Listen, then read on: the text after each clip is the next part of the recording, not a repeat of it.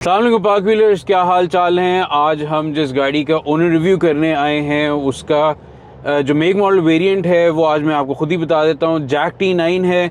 और सर ये exact model कौन सा है? सर ये JAC China T9 Hunter super lux variant 2025 model है। 2025 मॉडल है, जी। ठीक है।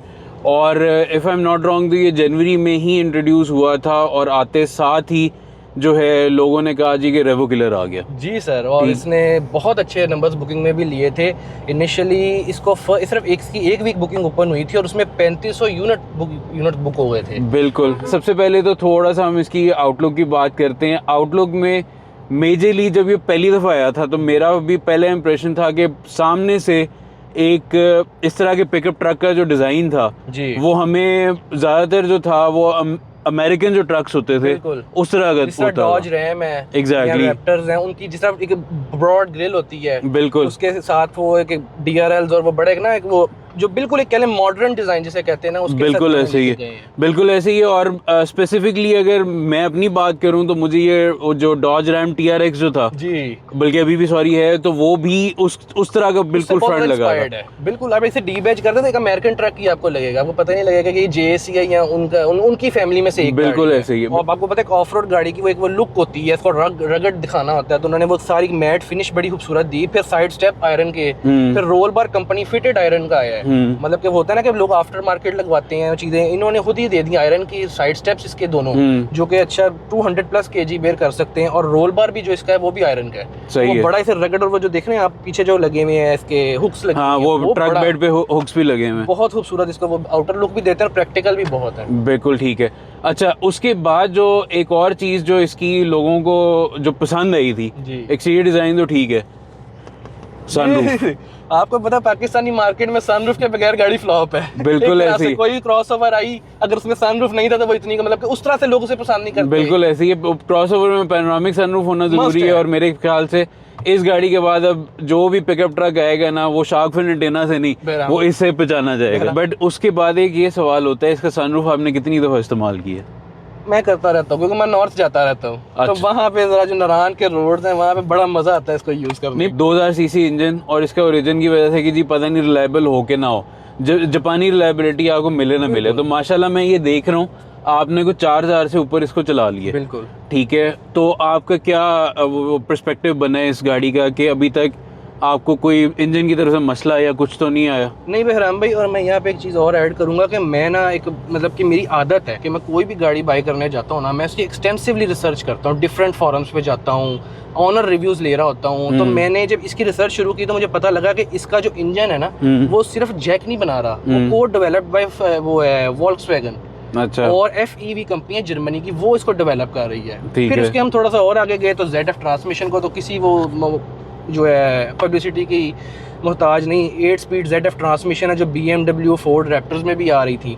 और उसके बाद इसका जो ट्रांसफर केस है बोर्ग वार्नर का अमेरिकन 4x4 सेटअप है। ईटॉन का इलेक्ट्रॉनिक डिफरेंशियल लॉक है। अच्छा। अभी जो रीवो वगैरह में और इसूजू में आ रहे हैं वो आ रहे हैं मैकेनिकल जो होती है, मतलब आपको मैनुअली उनको ऑन करना पड़ता है, इसमें इलेक्ट्रॉनिकली वो ऑन हो जाता है।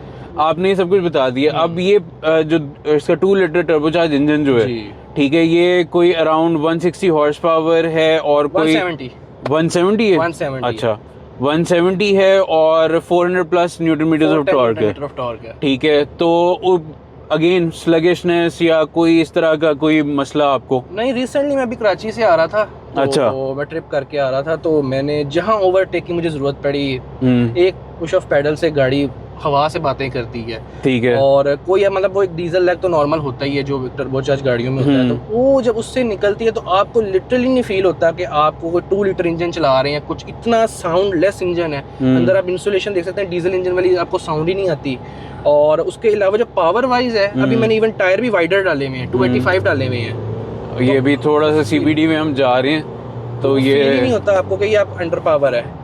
वाइडर टायर डालने के बाद ना स्टीयरिंग हार्ड हुआ, ना कोई पावर में फर्क इस तरह का खास फील हो रहा है। तो वो पावर वाइज तो ये ऑप्टिमल है, जितनी रिक्वायरमेंट दे रहा है। ठीक है। मेजर चीज जो मुझे सबसे ज्यादा पसंद आई थी ना, मैं और किसी चीज की बात नहीं करूंगा, मुझे इसका ट्रांसमिशन फर्स्ट इंप्रेशन में भी बहुत ज़्यादा अच्छा लगा था और आज भी वही चीज़ है। सीमलेस इसका जो है ना वो गियर चेंज है, ठीक है। स्मूथ इतना आपको पता ही नहीं लग रहा होता कि आप एक कन्वेंशनल वो टॉर्क कन्वर्टर वाली चाहे आपको डीसीटी वाली फील आती है कि आपको पता ही नहीं लगा गियर का क्विक चेंज हो गया, ना हाई स्पीड पे ना लो स्पीड पे, कोई सा जर्क भी नहीं आपको फील होता। तो वो एक मुझे बड़ी एक मेरा प्लस पॉइंट था बाइक करते टाइम। जब मैंने रीवो चलाया तो उसका फील होता था, ठीक वो है। साउंड भी उसका पता है बहुत ज़्यादा है। तो मैं वो एक फैमिली ओरिएंटेड बंदा हूँ, मुझे वो साउंड इतना नहीं चाहिए। कुछ टाइम तो मज़ा आता है उस डीजल इंजन के साउंड का, पर बाद में फिर जिस तरह ये है तो आप फैमिली के साथ ईजी होके जा सकते हैं। गियर बहुत स्मूथ था, तो वो ड्राइविंग जो प्लेजर है ना वो आपका नेक्स्ट लेवल हो जाता है जब आप इस तरह की बिल्कुल ठीक है। Long term. अच्छा, एक और चीज़ मैं थोड़ा सा आपसे वो करूँगा, अगर मैं इसको दोबारा से वो दूं तो है फिर भी मतलब कि अगर जितना ये एडवर्टाइज करते हैं वो बट उतनी भी इंजन नॉइज़ की वो नहीं, बट ठीक है, काफ़ी उनसे काफ़ी बेहतर है। बट बहुत कम। बाहर अगर आप इसको थोड़ा सा बाहर से साथ खड़े हो ना तो फिर तो ये प्रॉपर बताता है कि मैं डीजल ट्रक हूँ। बट डीजल इंजन के साथ आप इतना भी आप बिल्कुल 100% साइलेंट नहीं हो सकते unless and until you go and buy a very very expensive German diesel car. Next हम इस चीज़ पे चलते हैं, आपका क्या ये पहला पिकअप ट्रक था या इससे पहले भी आप पिकअप ट्रक रख चुके हैं? नहीं, ये मेरा पहला पिकअप ट्रक था। सही है। इससे पहले मैं क्रॉसओवर और सेडान्स पे था, और मैं काफ़ी टाइम से एक 4x4 मशीन देख रहा था जो मुझे ना इस प्राइस ब्रैकेट में कहीं ना कहीं कोई अच्छी चीज़ मिले। मुझे कंसिडरेशन में रीवो भी था 2021 का, और ये था और एक दो गाड़ी और थी। पर मुझे जब मैंने एक दफ़ा दोबारा रीवो ड्राइव किया, फिर मैंने ऑस्ट्रेलियन रिव्यूज़ देखे, फिर मैंने साउथ अफ्रीका का जो ऑनर ग्रुप है उनसे बड़ी मैंने ली, उन्होंने 3-3 लाख किलोमीटर चला लिया भाई। अच्छा, तो उन्होंने बड़े इसके पॉजिटिव, फिर मैंने कहा नहीं इस पिकअप ट्रक के साथ जाएंगे, और बहुत अच्छा डिसीजन था। मेरे दोस्तों के पास रीवो है, फैमिली में रीवो है, वो इसको चला के कहते हैं यार बहुत एक मतलब स्टीयरिंग बड़ा लाइट है, ड्राइविंग नेक्स्ट लेवल है इसकी, जो सस्पेंशन भी है। तो आपको ये जब आपने बाय किया तो किस बुकिंग प्राइस पे आपने इसको बुक किया और क्या प्राइस थी उस वक्त? जब प्राइस बढ़ गई थी या नहीं, मैंने इसको बाय किया था इनिशियली, बिल्कुल ठीक है, 8th या 9th को मेरी बुकिंग हुई थी। सही है, जस्ट आफ्टर लॉन्च। और मुझे वही 2.5 मिलियन का जो होता है आपको पे ऑर्डर देना पड़ा। उसके बाद मुझे जो इंट्रोडक्टरी प्राइस थी 9750 वाली उसी पे मिला, ठीक है। और उसके बाद रजिस्ट्रेशन करवा के और फाइनल मतलब कि आपको एक वो होता है ना कि घर लाके कितना पड़ा? मुझे घर लाके ये पड़ गया तकरीबन 1.5 का। 1.5 का। जो अब इसकी प्राइस इंक्रीज हुई है, ठीक है, तो आप क्या कहते हैं कि स्टिल जस्टिफाइड? जी सर, अगर हम रीवो कंसीडर करें, जी वेरिएंट भी नहीं आता इतने में, और इसमें फीचर जीआर से भी ज्यादा है। अच्छा, अब आते हैं थोड़े से इसके इंटीरियर की तरफ। तो इंटीरियर भी एकदम से जैसा एक्सटीरियर और इस तरह की चीज़ें हमें देखने को मिली थी, तो इंटीरियर वाइज भी काफ़ी इसमें वो एक जैसे कहते हैं नहीं अमेरिकन वाइब, सॉरी नहीं मैं कहूँगा, मेरा थोड़ा सा ओपिनियन चेंज है, बट एक डिफरेंट फील ज़रूर आई थी कि यार कुछ डिफरेंट है। और सबसे मेजर रोल जो प्ले किया था वो इतनी बड़ी स्क्रीन ने किया था, क्योंकि अभी तक अगेन पिकअप ट्रक में आपकी टच स्क्रीन का साइज़, कनेक्टिविटी, ठीक है, और इन चीज़ों पे कोई इतना ध्यान नहीं दिया जा रहा था। वो उसकी ऑफ रोड कैपेबिलिटीज़ को देखा जाता था, और इन चीज़ों को वो एक चाइनीज़ जब के आए, चाहे वो क्रॉसओवर सेगमेंट हो, चाहे वो पिकअप ट्रक हो, चाहे वो एसयूवीज हो, उन्होंने जो है ना फीचर्स बहुत अच्छे दिए हैं उसके अंदर। सही है। अब इसमें टीपीएमएस आप देख लें, इसी स्क्रीन में आप ऑपरेट कर सकते हैं, इसमें लैग वगैरह कोई नहीं है, आप देख सकते हैं। सही है, बिल्कुल एक स्मूथ इंटरफेस है। इस तरह ही आपका जो है vehicle setting, ambient lamps, AVM, इसका जो ऑल व्यू मॉनिटर है मुझे वो बड़ा पसंद है। वो कहाँ से इसका एक्टिव होता है? ये यहाँ से भी ओपन हो सकता है, अभी अब स्पीड आपकी ज़्यादा है, 40 ठीक है। ये बेसिकली आपका वो हो जाएगा जब आप ऑफ रोडिंग कर रहे हैं तो उस वक्त ये 360 व्यू बहुत काम वगैरह जो है आपको बहुत काम देता है। पार्किंग में बड़ा काम आता है, जब आप बड़ी तंग जगह, इतना बड़ा ट्रक है, आपको कई दफा कई ब्लाइंड स्पॉट्स होते हैं, तो ये बड़ा आपको मदद करता है। और फ्रंट और रियर पार्किंग सेंसर्स भी हैं इसके अंदर, फ्रंट रियर पार्किंग सेंसर्स, बिल्कुल ठीक है। अच्छा, इसके अंदर जो एंड्रॉइड ऑटो और एप्पल कारप्ले दोनों जी वायर्ड है, ठीक है। और उसके अलावा वैसे इस स्क्रीन का क्या यूजेज, आपका क्या बेसिकली यूजेज है? मेरा ज़्यादा एंड्रॉइड ऑटो यूज़ कर रहा, तो मैप्स वगैरह यूज़ कर रहा था। वो जितना अब जाहिर बात है, उन्होंने अच्छी स्क्रीन साइज़ दी है जिसकी वजह से इंटरफेस बड़ा है और बेहतर नज़र आता है, और एक अच्छा व्यू है, मतलब कि आपको ज़्यादा वो नहीं होता कि रोड्स को गौर से देना पड़े, थोड़ा सा आपको वाइडर व्यू मिल रहा होता है, जो बड़ा फ़ायदा है। पर एवीएम का मुझे इससे उससे भी ज़्यादा बेनिफिट होता है जब पार्किंग कर रहा हूँ, बिल्कुल ठीक है, मिलती है। और प्लस एक और भी चीज़ थी कि आपको ड्राइवर डिस्प्ले भी जो है वो भी इन्होंने डिजिटल दे दिया, प्रॉपर एक बीच में स्क्रीन है जिसको मैं देख रहा हूँ। आज काफ़ी सनी डे है बट स्टिल इसकी विजिबिलिटी काफ़ी अच्छी है, बट राइट और लेफ्ट पे आपके जो हैं वो एक तरह से मार्कर्स हैं। अच्छा, उसके अलावा इंटीरियर में और भी इन्होंने काफ़ी कंफर्ट की जो चीज़ें, वो लेदर रैप जो है वो स्टीयरिंग आ गया, एक ये बड़ी अच्छी चीज़ थी कि ये जो है वो सेंटर मार्किंग यहाँ पर आ गई। उसके अलावा यहाँ पर ये अगेन सॉफ्ट मटेरियल है और उसके अंदर ये एक मेड अप स्ट्रेचिंग भी आ गई है, सब कुछ है।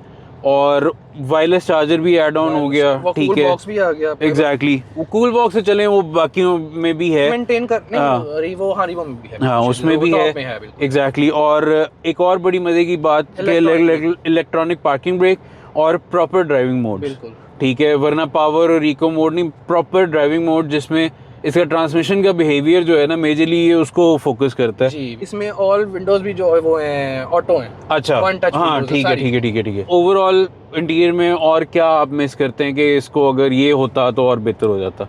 मैं अगर इंटीरियर में कोई चीज़ मिस करता हूँ, एक वेंटिलेटेड सीट्स, ठीक है, इन्होंने हीटेड नहीं है, वो वेंटिलेटेड भी दे सकते थे, ठीक है। और साउंड सिस्टम बहुत एवरेज था इसका। अच्छा, साउंड सिस्टम बहुत बेहतर हो सकता है। अगेन वो मैंने बात इसलिए पहले की थी कि क्योंकि 4x4 पिकअप ट्रक्स में जो था ना वो स्पेशली ये था कि इन चीज़ों को बिल्कुल भी नहीं कोई ध्यान दे रहा था जी। अच्छा, इसका क्रूज कंट्रोल वगैरह भी आपने इस्तेमाल किया? मैंने इसको 129 तक लगाया, आजकल मोटरवे पे सख्ती है तो फिर 129 तक यूज किया। 185 तक टच की है वैसे मैंने गाड़ी कर। अच्छा, रिकमेंड नहीं करूंगा, करना नहीं चाहिए, pickup trucks are not made for speed, but ये है कि बंदा फिर थोड़ी बहुत मस्ती करता है तो इजी होके जाता है, आपको लगता नहीं है कि बहुत इस पे कुछ स्ट्रेस आया। और इवन मेरे पीछे 500 kg का वेट भी था। ओके, ठीक है। तो आज आपने इसके, मैंने देखा है कि टायर्स चेंज कराए हुए, तो स्टॉक टायर्स पे कब तक आपने इसको इस्तेमाल किया था? मेरा तो मैंने 1 वीक चलाई। सही है, तो रीजन क्या था बदलने का? मेरी आप गाड़ी देख सकते हैं, आपको मैंने विजिट दिखाई भी है, मेरी ऑफ रोडिंग के लिए रेडी हुई है। ठीक है, इस पे ज्यादा मेरा जो मकसद है वो इस पे करना, ऑफ रोड करना, नॉर्थ की साइड पे से लेके जाना, डिफरेंट टेरेन्स को ट्राई करना, तो फिर मेरे लिए वो हाईवे टेरेन वो सूट नहीं कर रहे थे। ठीक है, हालांकि वो इससे सॉफ्ट थे। अभी आप देख सकते हैं मेरा सस्पेंशन जो सॉफ्ट है, पर इससे ज्यादा सॉफ्ट उनमें था। ओके, पर मैंने अब ऑल टेरेन भी डाले, फिर साइज भी अपग्रेड किया हुआ है, तो स्टिल मैं जो है ना उस चीज को एंजॉय कर रहा हूँ। हाँ, सस्पेंशन हाँ कोई ज़्यादा फ़र्क नहीं पड़ा, क्योंकि स्पीड ब्रेकर पे थोड़ी सी बदतमीजी से मैंने गुजारी है। आपको एवरेज क्या दे रहा है इन सिटी और हाईवे? वरहाम भाई ये दे रही है एवरेज इन सिटी कराची में टायर अपग्रेड करने के बाद भी 9 to 10, और जो है हाईवे पे मैंने जो है इससे मैक्सिमम 13.5 तक अचीव की है। ठीक है, एट व्हाट स्पीड? 110, ठीक है। और उसमें आपका बिल्कुल हाईवे का वो जो कंटिन्यू सफर है वो वाला था? जी, मुल्तान से लेके लाहौर तक। ओके, हाँ वो हाईवे प्रॉपर वो अच्छी है उसमें था, बिल्कुल ठीक है। तो very impressive for a pickup truck again. और मैं आपको यही चीज बताना चाह रहा हूँ कि टायर भी वाइडर है तो उससे भी फ्यूल एवरेज इफेक्ट होती है, फिर ऑल टेरेन भी है, फिर भी तो हमारे ग्रुप फेलोज हैं, काफी सारे भाई हैं, उनको 14 साढ़े 14 तक भी मिली है इससे ऑन हाईवे। इंटरसिटी थोड़ा है 9-10 तक ही करती है, 11 भी कोई ले रहा है। इस्लामाबाद वाले लोग हमसे भी अच्छी एवरेज ले रहे हैं, वो 11 अगेन खुली रोड्स, कम कंजेशन और वो थोड़ा सा चेंज हो जाता है। अभी जो शदीद गर्मियां गुजरी हैं जी, एसी की परफॉर्मेंस बहुत अच्छी। मैं इससे पहले वो क्रॉसओवर यूज कर रहा था तो उस पे थोड़ा सा मुझे था, पर इस पे तो मैं अभी भी अब स्टिल देख सकते हैं, मैं 22-21 पे चलाता हूं। मैं आज तक लो पे भी नहीं गया ऐसे लेके इसी को। इतनी इंप्रेसिव क्वालिटी है सिंगल जोन, पर उसकी जो एसी की थ्रो है और उसकी जो कूलिंग क्वालिटी है वो बहुत अच्छी है। बिल्कुल ठीक है। और इसका जो प्राइवेसी ग्लासेस है ना उससे भी बड़ा बेनिफिट है, वो हीट इंसुलेशन। अच्छा, फ्रॉम फैक्ट्री पिछले प्राइवेसी ग्लासेस? तीनों प्राइवेसी है, पीछे वाला भी। ओके ओके, और वो हीटेड भी है, रेयर वाला। बिल्कुल ठीक है। अच्छा, अब रेयर की बात आ गई तो एक सवाल मेरे माइंड में आता है, फ्रंट और जब ये 4 दरवाजों तक इसका कैबिन बहुत खूबसूरत है जी, पिछले डाले के बारे में क्या ख्याल है जो उसका डिजाइन है? बेहतरी की जा सकती है, there are always room for improvement.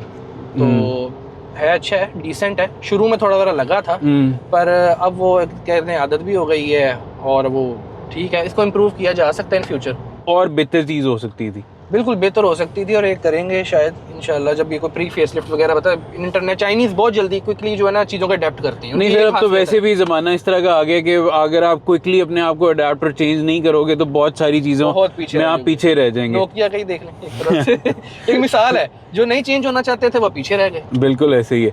अच्छा सर, उसके अलावा अभी तक आप इसकी मेंटेनेंस वगैरह कितनी करवा चुके हुए हैं, और आफ्टर सेल सर्विसेज के बारे में क्या ख्याल है? आफ्टर सेल सर्विस बहुत अच्छी है। इस दफ़ा तो बहुत ये जो है एग्रेसिवली जो है ना चीज़ों को हम देख रहे हैं। हम ग्रुप में फेलो सारे साथ होते हैं, ठीक है। तो अक्सर औकात किसी का छोटा मोटा ग्लेच चार्ज है तो कंपनी खुद जो है ना डीलरशिप्स को भी मतलब फोर्स कह रही होती है, और डीलरशिप खुद भी बड़ा आगे हो रही है, तो कंपनी खुद बड़ा मॉनिटर कर रही होती है, जो कि एक अच्छी चीज़ है। मेरी तो एक सर्विस हुई है, तो मैंने मुल्तान से करवाई थी, तो मैं सफ़र में था, तो मेरा 10,000 समथिंग मेरा बिल बना था, ऑयल चेंज, ऑयल और ऑयल फिल्टर, ठीक है। और अब मेरा दूसरा 10,000 पे है और थर्ड 20,000 पे ऑयल चेंज होगा, तो इंटरवल भी इसके ज्यादा है, मतलब का गैप इंटरवल लंबा है इसका ऑयल चेंज का।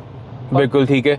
अच्छा, उसके बाद हम आते हैं कि आपने इसकी पार्ट्स अवेलेबिलिटी की, क्योंकि माशाल्लाह आपने काफ़ी रिसर्च की हुई है और काफ़ी एक इन्फॉर्म्ड डिसीजन में लग रहा है कि आपने लिया है, तो पार्ट्स की अवेलेबिलिटी की आपकी क्या रिसर्च थी और कंपनी क्या कहती है? मेरी रिसर्च ये थी कि ज़ाहिर बात है 3 सेटअप है इनकी, 21 डीलरशिप है पाकिस्तान में, तो ज़ाहिर बात है फिर पार्ट्स वगैरह भी होंगे, बट यस वो उन्होंने जब लॉन्च किया है और जब पहला सीकेडी बाहर आया तो इनकी पार्ट्स की इन्वेंट्री तकरीबन डीलरशिप्स पे पहुंच चुकी थी। ठीक है। अगर आपको कोई लाइट उदाना हाथ कुछ चीज़ इंस्टेंट चाहिए तो आपको वो सेम डे प्रोवाइड कर देते हैं। ओके।